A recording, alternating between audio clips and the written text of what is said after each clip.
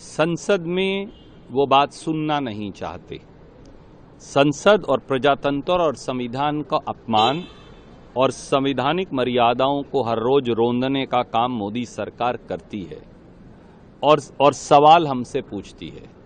एक हिंदी की कहावत है, छाछ तो बोले सो बोले, छलनी भी बोले जिसमें 1000 छेद।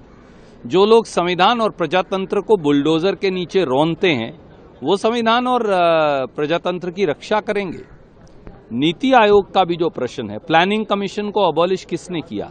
मोदी जी ने। प्लानिंग कमीशन के अख्तियार किसने छीने? मोदी जी ने।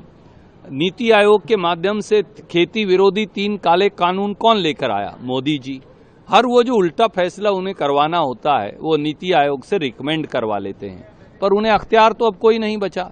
एक फूटी कौड़ी वो किसी प्रांत को दे नहीं सकते, क्योंकि सारे अख्तियार तो प्रधानमंत्री और सरकार ने अपने पास रख लिए हैं। इसलिए मुझे बताइए, आज जब बजट जो है वो कुर्सी बचाओ, साथी पटाओ और बदला लेते जाओ बजट बन गया है, तो ऐसे में सरकार को सच का आईना तो दिखाना पड़ेगा। उत्तर प्रदेश जो सबसे बड़ा स्टेट है उसका नाम क्यों काट दिया?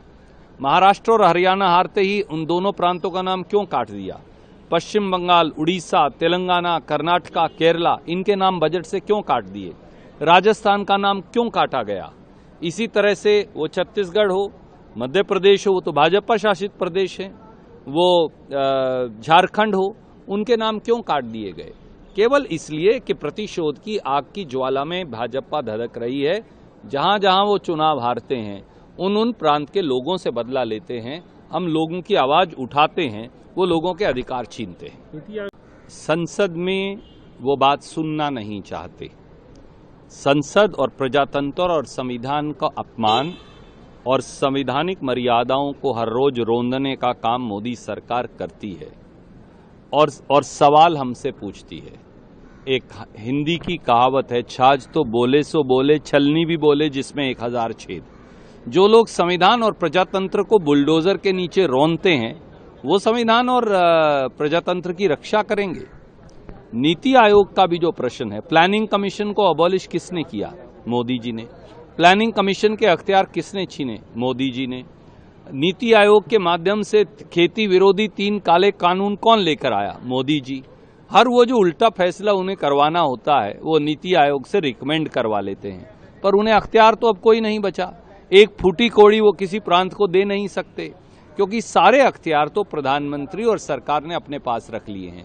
इसलिए मुझे बताइए, आज जब बजट जो है वो कुर्सी बचाओ, साथी पटाओ और बदला लेते जाओ बजट बन गया है, तो ऐसे में सरकार को सच का आईना तो दिखाना पड़ेगा।